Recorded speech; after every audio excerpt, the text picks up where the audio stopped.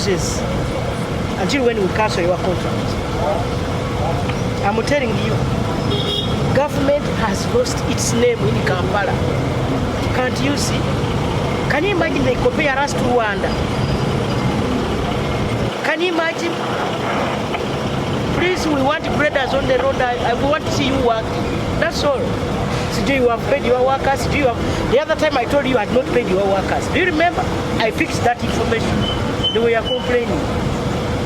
Now you are bringing it out that actually you are not paying them. Now you have paid them and given them holiday. I'm in touch with my president. All that I'm doing is following. Next time it is going to be him to come. I'm telling him. So let's see your work. Let me see what you are doing. So we're going to meet at the junction near Makerere Road. They're doing the setting out works. So we're going to stop there. Otherwise we are being abused left, right. So we shall go through several. I know maybe sometimes you are not maybe on TV. Can't you see people telling us that we are doing nothing in Kampala? Because what I've discovered, all roads in Kampala have a contractor. Yes. All roads. So there is no way we can continue like this. China 18. And 18. You ran away from Karamoja. You were given work in Karamoja and you ran away. Yes, China Railway 18. I remember they had given you work. You claimed there was insecurity.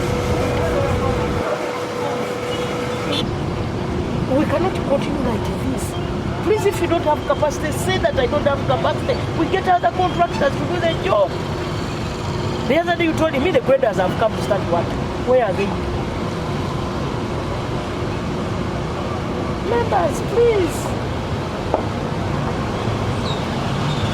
You are making us look funny.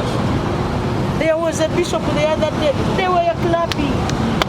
Now where are you? Shall we continue like this? We shall not continue like this.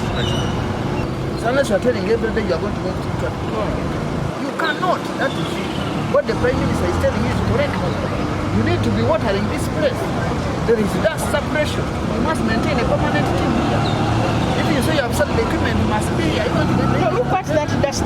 Imagine if you were working from here. Suppose you are the one with the shop here.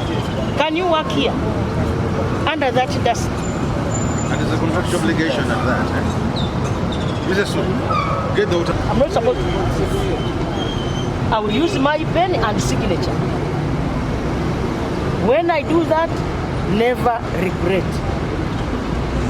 Wonders. I'm being sincere to you. It's not going to be business as usual. I'm the type of person who does not want to quarrel. You are making me look funny.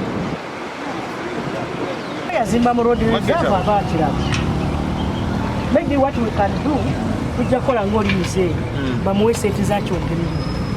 You zali badizimi. Tubazimbira. Akakati kibagala bazimbira.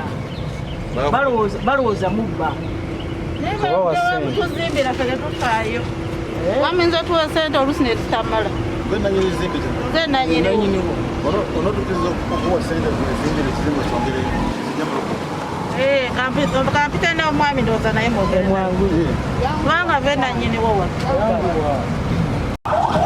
Sente za kuzimba kizimbe. Because ettaka lya bakitaba ekyo muzeeyi nzomanyi. Minister, Prime Minister. Kakati esente eziri ku kkubo kuno eziriwo za kusasula zibayita compensation waliwo za kwongerayo emabega wazimba mu kkubo sobole okuyisawo ekkubo twagala libe nga litwala layini kubanga jamu nyingi wano layini 3 zijja kuba layini 3 ezitwala emmotoka banno gye bali olaba bali gye bali olisapoti kweyongera balema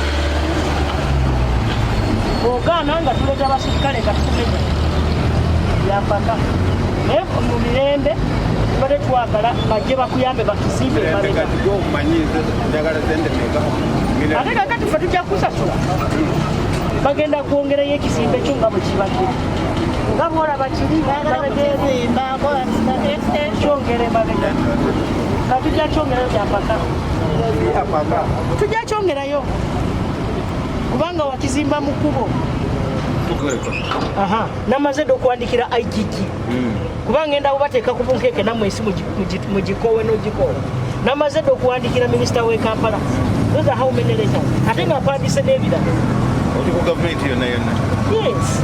Kakati kutwakuwaddeko assignment.